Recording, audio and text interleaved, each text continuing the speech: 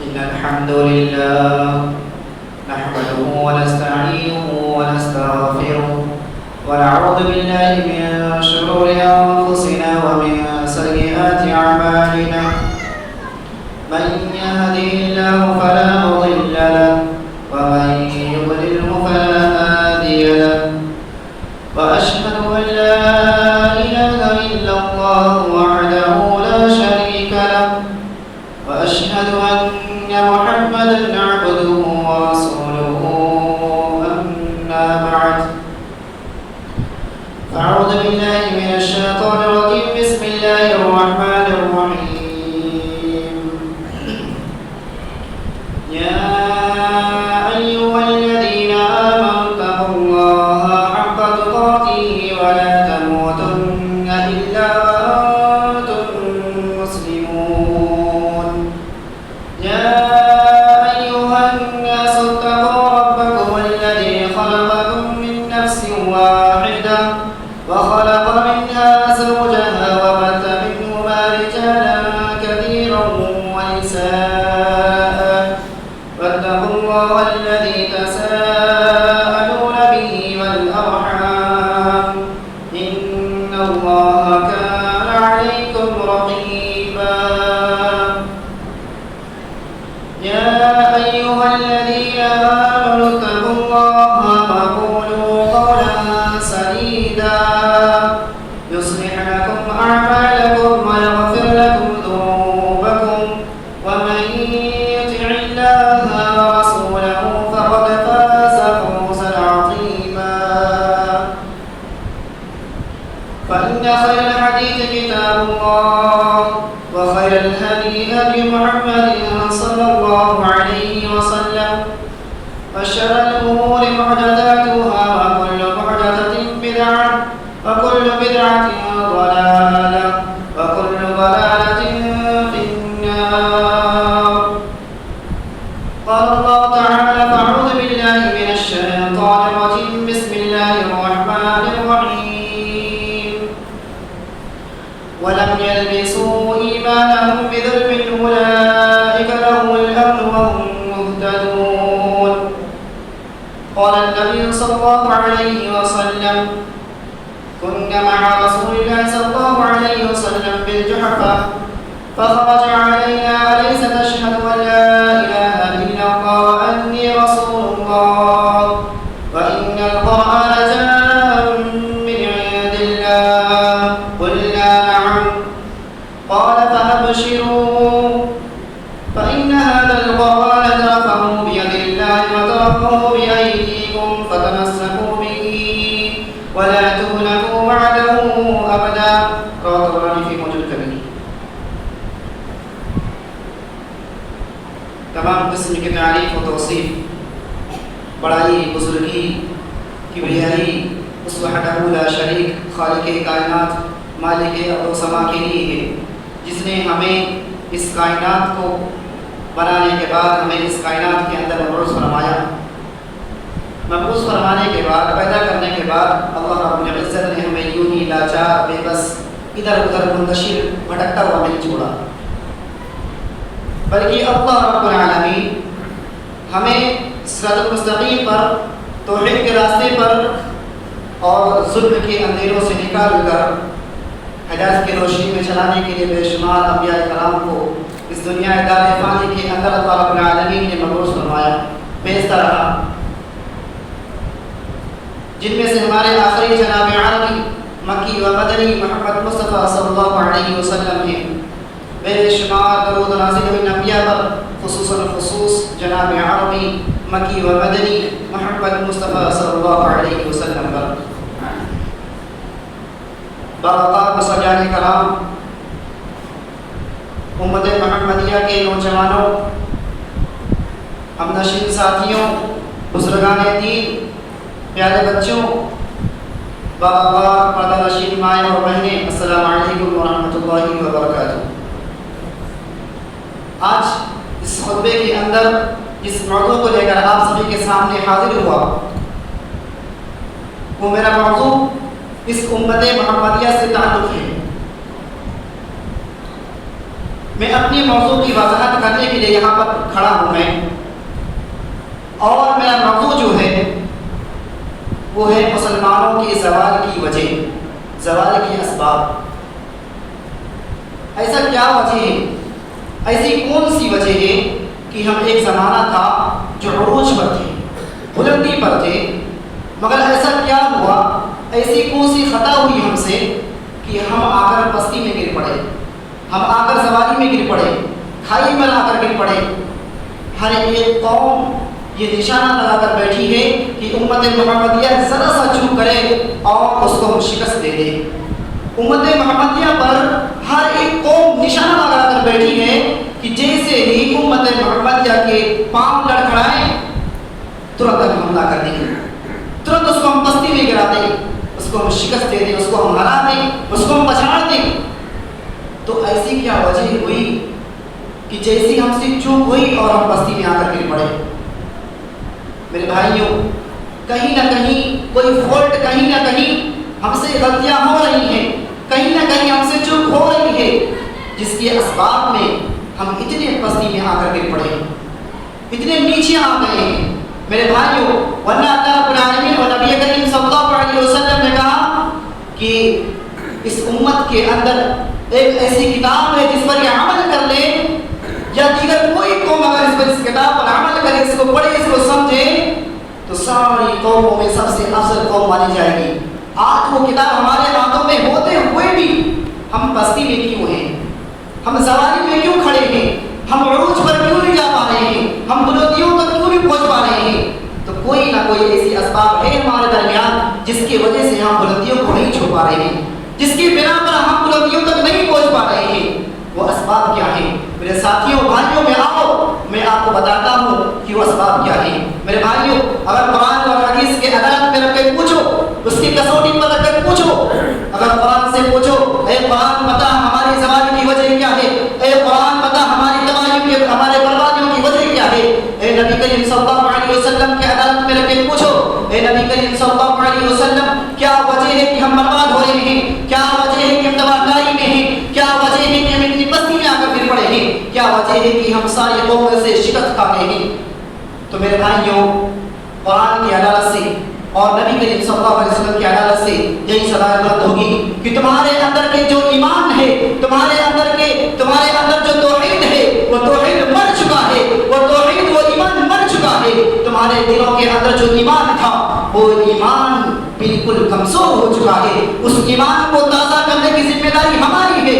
اگر ہم نے اپنے ایمان کو مضبوطی سے تھام کر رکھا، اپنے توحید کو مضبوطی سے پکڑ کر رکھا ہے، میرے بھائیوں یاد رکھو، اللہ رب العالمین آپ کو برباد و تباہ ہونے نہیں دے گا۔ میرے بھائیوں، تباہ نہیں ہونے دے گا اللہ رب العالمین، یہ اللہ رب العالمین کا وعدہ ہے۔ اللہ رب العالمین قرآن مجید کے اندر ارشاد فرماتا ہے، وَلَمْ يَلْبِسُوا إِيمَانَهُم بِظُلْمٍ أُولَٰئِكَ لَهُمُ الْأَمْنُ وَهُمْ مُهْتَدُونَ۔ جو لوگ ایمان لائے اور ایمان لانے کے بعد اپنے ایمان کو شرک سے گندا نہیں کیا، اپنے ایمان کے دامن کو شرک سے آلودہ نہیں کیا، معلوم یہ ہوا کہ وہ اپنے ایمان کو بچا کر، اپنے ایمان کو محفوظ سے بچا کر اپنے پاس رکھا ہوا ہے۔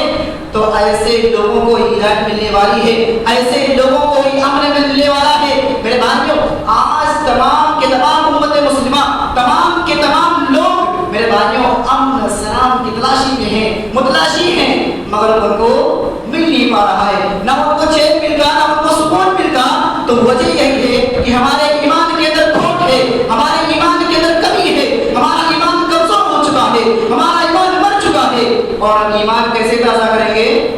کتاب اللہ و سنت رسول اللہ صلی اللہ علیہ وسلم، اللہ رب العالمین کی کتاب پڑھ کر، نبی کریم صلی اللہ علیہ وسلم کے سنت کے مطابق چل کر، نبی کریم صلی اللہ علیہ وسلم کے سنت کے نقش قدم پر چل کر ہم اپنے ایمان کو مضبوط کر سکتے ہیں، ہم اپنے ایمان کو مضبوط کر سکتے ہیں۔ نبی کریم صلی اللہ علیہ وسلم کہتے ہیں، ہر ایک مومن کو چاہیے کہ صبح اپنے ایمان کو رینیو کرے، صبح جب کرے تو اپنے ایمان کو چیک کرے، اپنے گروان میں جھانک کر دیکھے کہ ہمارا ایمان باقی ہے کہ مر چکا۔ جو شام ہو تو اسے یہ اندازہ لگانا چاہیے کہ ہمارا ایمان بچا کہ نہیں، ہمارا ایمان بچا، ہماری توحید ہمارے پاس ہے کہ نہیں ہے۔ ان ساری چیزوں کی جانچ لینی چاہیے، ان ساری چیزوں کو آپ توڑو، آپ دیکھو میرے بھائیوں کہ ایمان مارا تو نہیں۔ میرے بھائیوں، ایمان مارنے کی یہ دلیل ہے کہ ہم اتنی پستی میں جا رہے ہیں، ایمان مارنے کی یہ دلیل ہے کہ کہ ہم اتنا برباد ہو رہے ہیں میرے بھائیوں؟ یہی وجہ ہے کہ ہمارے دلوں کے اندر کا جو ایمان تھا وہ ختم ہو چکا میرے بھائیوں۔ مجھے ایک شاعر یاد آ رہا ہے کہ تھے اس قدر عظیم کہ پیروں پہ تاج تھے اس قدر عظیم کہ پیروں میں تاج تھے، اور اتنا ہوئے ذلیل کہ جوتوں میں آ گئے۔ میرے بھائیوں ایک شاعر نے کہا تھا میرے بھائیوں، تو سوچو آج ہماری بھی وہی حالت ہے۔ ایک وقت تھا جب محمود رشید و اعظم جب قیصر دنیا کو جب خط لکھتا تو کیا کہتا؟ یا قلب الروم، اے روم کے کتے۔ اللہ اکبر، یہ عظمت تھی مسلمانوں کی، یہ عظمت تھی مسلمانوں کی، یہ خوف تھی مسلمانوں کی مشرکوں کے دل میں۔ آج وہی الٹا ہو گیا ہے، ہمارے دلوں کے اندر خوف پایا جا رہا ہے مشرکوں کی۔ میرے بھائی کو ایک زمانہ تھا جب مسلمان کو دیکھ کر مشرکین بھاگا دیا کرتے تھے، مسلمان کو دیکھ کر مشرکین خوف کھایا کرتے تھے۔ میرے بھائیوں آج زمانہ ہے کہ ہم مشرکوں کو دیکھ کر بھاگتے ہیں۔ میرے بھائیوں یہ ہماری بربادی کیوں ہے؟ یہ ہم برباد کیوں ہوئے ہیں؟ تو اس کی اسباب یہی ملتی ہے۔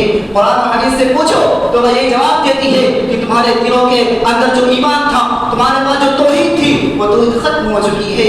میرے بھائیوں اگر آپ چاہو کہ ہم یہاں پر بھی سر جھکائیں اور وہاں پر بھی سر جھکائیں اور توحید آ جائے، ہم یہاں پر بھی سر جھکائیں اور وہاں مجاہدین کے سر جھکائیں، تو کیا ہمارے اندر بہت مضبوط ایمان آ جائے گا؟ ایسا نہیں ہونے والا میرے بھائیوں۔ دراصل ایسا کرنے والے کا ایمان بہت کمزور ہے، بہت زیادہ کمزور ہے۔ حالانکہ یہ مشرکوں میں سے شمار ہو جاتے ہیں میرے بھائیوں، جو اللہ رب العالمین کے در کو چھوڑ کر کسی اور کے در کو آپ سجدہ کر لیا ہے۔ ایسے لوگوں کا ایمان بہت کمزور ہے میرے بھائیوں۔ بچنا چاہیے ایسی وجوہات سے، ایسی چیزوں سے بچنا چاہیے کہ کہیں ایسا نہ ہو کہ وہ لوگ ہمارے درمیان بھی یہ انتشار پیدا کر دیں کہ ہم بھی اپنے رب کا در چھوڑ کر کسی اور کے در پہ ہم سجدہ کر لیں۔ میرے بھائیوں ذرا غور کرو، اللہ رب العالمین نے ہمیں پیدا کیا ہے، اللہ رب العالمین نے یہ کائنات کو مزین کیا ہے۔ اللہ رب العالمین سورۃ الملک کے اندر کہتا ہے وَلَقَدْ زَيَّنَّا السَّمَاءَ الدُّنْيَا بِمَصَابِيحَ، ہم نے یہ آسمان اور زمین کو مزین کیا، ہم نے یہ آسمان اور زمین کو چراغوں کے ذریعے روشن کیا ہے۔ اب وہ اللہ رب العالمین نے اس کائنات کو بنایا، ہم اللہ رب العالمین کو چھوڑ کر کسی اور کو کیسے مانیں؟ ارے ذرا سوچو میرے بھائیوں، جس کے اندر اتنی طاقت نہیں تھی کہ جب وہ زندہ تھا، اتنی طاقت نہیں تھی جو زندہ تھا کہ کسی بھائی کی مدد کر دے، 10-20 لاکھ اگر ضرورت ہے تو اس کو دے دے، اور وہ جب مرا اس کے پاس اتنی طاقت نہیں تھی کہ اٹھ کر وہ قبر تک اپنے منزل تک جا سکے، اس کے پاس اتنی طاقت نہیں تھی، اتنی جرأت نہیں تھی، اور مرنے کے بعد قبر کے نیچے جا کر پہنچا تو اتنا بلند والا ہو گیا، اتنا طاقت والا ہو گیا کہ ایک زندہ آدمی کی مدد کر رہا ہے۔ ارے ہماری عقل کہاں پر گئی ہے؟ ہماری عقل کہاں پر گئی ہے؟ ہماری جو عقل تھی وہ کہاں درگور ہو گئی ہے؟ ذرا سوچو، اپنا غور کرو میرے بھائیوں، سوچو جس کے پاس طاقت نہیں تھی دنیا کے اندر کہ وہ اپنی مشکلات کو حل کر لے، اپنے پریشانیوں کو حل کر لے، اور وہ قبر میں جاتے ہی اتنا بڑا مشکل کشا کیسے بن گیا میرے بھائیوں؟ ذرا سوچو، غور کرو میرے بھائیوں۔ اگر ہمارا کوئی مشکل کشا ہے تو اللہ رب العالمین ہے میرے بھائیوں، اگر کوئی غوث اعظم ہے تو اللہ رب العالمین ہے، اگر کسی نے کسی کو یا کسی ولی کو یا کسی صالحین کو، کسی نیک کو، کسی علماء کو، کسی محدثین کو، کسی سلف صالحین کو، کسی تابعین کو، کسی تابعین کو، کسی صحابہ کو، کسی نبی کریم صلی اللہ علیہ وسلم کو اگر کسی نے مشکل کشا مانا، کسی نے اگر خدا مانا ہے، کسی نے اپنا حضرت روا مانا ہے، تو یاد رکھو اس نے اپنے ایمان کو گندا کر لیا، یاد رکھو اس نے اپنے ایمان کو خراب کر لیا ہے، شرک سے گندا کر لیا ہے۔ میرے بھائیوں نبی کریم صلی اللہ علیہ وسلم کی جب فوت ہوئی تھی، نبی کریم صلی اللہ علیہ وسلم جب اس دنیا سے جب رخصت ہوئے تھے، تو میرے بھائیوں حضرت ابوبکر صدیق رضی اللہ تعالی عنہ کھڑے ہو کر جو خطاب کیا تھا، ان خطاب میں سے دو اہم باتیں تھیں۔ وہ کیا تھی؟ اے سنو لوگوں، جو لوگ نبی کو خدا مان رہے تھے، جو لوگ نبی کی پوجا کر رہے تھے، ارے سنو، نبی اس کائنات کے اندر باقی نہیں ہے، اور جو باقی نہ رہے اس کی مدد ہرگز نہیں ہو سکتی۔ میرے بھائیوں معلوم یہ ہوا کہ نبی کریم صلی اللہ علیہ وسلم حاجت روا نہیں ہے، وہ مشکل کشا نہیں ہے جو آواز لگاتا ہے یا رسول اللہ، کوئی مطلب نہیں ہے، تم اپنے ایمان کو خراب کر رہے ہو، اپنے ایمان کو گندا کر رہے ہو، یہ ساری چیزیں کام نہیں آنے والی۔ نبی کریم صلی اللہ علیہ وسلم نے تو خود کہا تھا اے لوگوں سنو، میں اللہ رب العالمین کی جانب سے ایک رسول ہوں، میں تم کو خبر بتانے والا ہوں، میں تم کو اللہ رب العالمین کی جانب سے جو پیغام آ رہا ہے تم کو پہنچانے والا ہوں، نہ میں مشکل کشا ہوں، نہ میں غوث اعظم ہوں، نہ میں تمہاری پریشانیوں کو حل کرنے والا ہوں۔ اگر کوئی غوث اعظم ہے تو اللہ رب العالمین ہے، اگر کوئی مشکل کشا ہے تو اللہ رب العالمین ہے۔ اپنے ایمان کو نہ خراب کرو، اپنے ایمان کو گندا نہ کرو میرے بھائیوں۔ से दूर रहो। ये नबी करीम सल्लल्लाहु अलैहि वसल्लम की पैगाम थी। नबी करीम सल्लल्लाहु अलैहि वसल्लम इस कायनात से जैसे रुखसत हुए, उम्मत मोहम्मद फिर से नहीं आकर खड़ी हो गई। जब नबी करीम सल्लल्लाहु अलैहि वसल्लम इस कायनात के अंदर नहीं थे तब खड़ी थी, आज वही फिर से आकर खड़ी हो गई। मेरे भाइयों, नबी करीम सल्लल्लाहु अलैहि वसल्लम की दावत क्या थी कि शिर्क को छोड़ो और तौहीद को मजबूती से पकड़ो। मेरे भाई दावत थी। और जैसे ही नबी करीम सल्लल्लाहु अलैहि वसल्लम यहाँ से गए और हमने फिर से शिर्क को मजबूती से पकड़ लिया है और हमने तौहीद को, ईमान को हमने छोड़ दिया। मेरे भाइयों, सहाबा की लिस्ट उठाकर देखो, सहाबा रज़ियल्लाहु अलैहिम अजमईन के ज़माने की तारीख उठाकर देखो और पढ़ो, आपकी आंखें अश्कबार हो जाएंगी, आपकी आंखों से आंसू आने लगेंगे। मेरे भाइयों, गौर से पढ़ो, तदब्बर करो कि सहाबा का ईमान इतना मजबूत था, उनकी तौहीद इतनी मजबूत थी कि मार मार कर टुकड़े टुकड़ों में तब्दील कर दो। मेरे भाइयों, मगर वो ईमान से नहीं मुकरते थे, वो तौहीद से नहीं मुकरते थे। आज हमारी हालत है, दो डंडा पढ़े तो अल्लाह रब्बुल आलमीन को भूल जाएंगे, गौसे आज़म को मानना शुरू कर देंगे। हमारी हालत है आज, ये हमारी हालत है कि दो डंडा पढ़े, ईमान गया नाम से, हमने दूसरों को मान लिया, हमने दूसरों को अपना हाजत रवा मान लिया। वही हमारी हालत है, ये उम्मत मुस्लिमा की हालत है। इस वजह से आज उम्मत मुस्लिमा इतनी बर्बादी में, इतनी पस्ती में चला गया। पहली सबक मैंने आपके सामने रखा कि तौहीद के अंदर अगर शिर्क आमाई गई है, तौहीद के अंदर अगर शिर्क की आमेजिश आ गई है तो आपकी बर्बादी निश्चित है, आपको बर्बादी आनी ही आनी है। क्योंकि अल्लाह रब्बुल आलमीन का वादा है कि जो मेरे तौहीद को वअतसिमू बिहब्लिल्लाहि जमीआ, मेरे रस्सी को जो मजबूती से पकड़ कर रखेगा उसे हम कभी मुंतशिर नहीं होने देंगे, उसे हम कभी बर्बाद नहीं होने देंगे। और अगर जिसने हमारे इस रस्सी से पकड़ा हदीस से, अगर इसको जो ना पकड़ा तो उसका तो बर्बाद होना ही होना है। मेरे भाइयों, ये अल्लाह रब्बुल आलमीन का वादा है, मेरे रब का वादा कभी झूठा नहीं। मेरे भाइयों, लोग झूठे होते मगर मेरा परवरदिगार झूठा नहीं। मेरे भाई, पहले सबक मैंने आपके सामने रखा। अब तलाशो, देखो अपने गिरवान के अंदर, देखो झांक कर देखो, क्या हमारे अंदर की तौहीद मर चुकी है, क्या हम मर चुके हैं, क्या हमारा ईमान मर चुका है। मेरे भाइयों, ये पहली चीज थी मैंने आपके सामने रखा। आए वक्त जो होता है बहुत मुख्तसर होता है, आए दूसरी चीज देखते हैं क्या है, वो कुरान मजीद से दूरी। बड़ी अहम बात, कुरान मजीद से दूरी। ये कुरान मजीद नाज़िल क्यों हुई थी? अभी खड़े होकर अगर इमाम साहब पूछ लें, मस्जिद के इमाम साहब पूछ लें, या कोई फला आलिम खड़े होकर स्टेज से पूछ ले, ऐ उम्मत मोहम्मदिया के नौजवानों, कान खोल कर सुनो और इस बात का मुझे जवाब दो। आज जुमा का दिन था, क्या आपने कुरान मजीद की तिलावत की? क्या आपने सूरह कहफ की तिलावत की? 99% उम्मत मोहम्मद के नौजवान के चेहरे झुक जाएंगे, जैसे कि जहन्नम, जैसे कि क़यामत के अंदर, जैसे कि यौमुल क़यामत के दिन गुनहगारों के झुकेंगे। मेरे भाइयों, कुरान सूरह अल-माइदा उठाकर देखें, खाशिअतन अबसारुहुम दिल्ला, जैसे वहां पर हमारे नजरें झुके होंगे, गुनहगार की नजरें झुके होंगे अल्लाह रब्बुल आलमीन के सामने। जब अल्लाह रब्बुल आलमीन पूछेगा, ए बंदा बता तूने कुरान पे अमल किया था कि नहीं, मेरे कुरान को पढ़ा था कि नहीं, मेरे कुरान को समझा था कि नहीं समझा था, तो नमाज पढ़ा था कि नहीं पढ़ा था, तो हमारे चेहरे क्या होंगे? खाशिअतन अबसारुहुम दिल्ला, हमारे चेहरे शर्म से झुके होंगे, हमारे चेहरों पर शर्मिंदगी जाहिर होगी।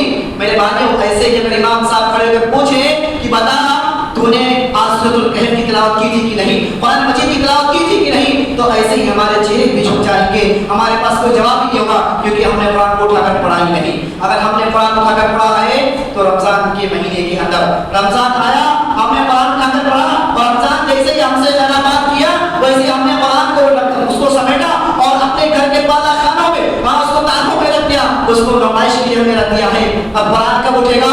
जब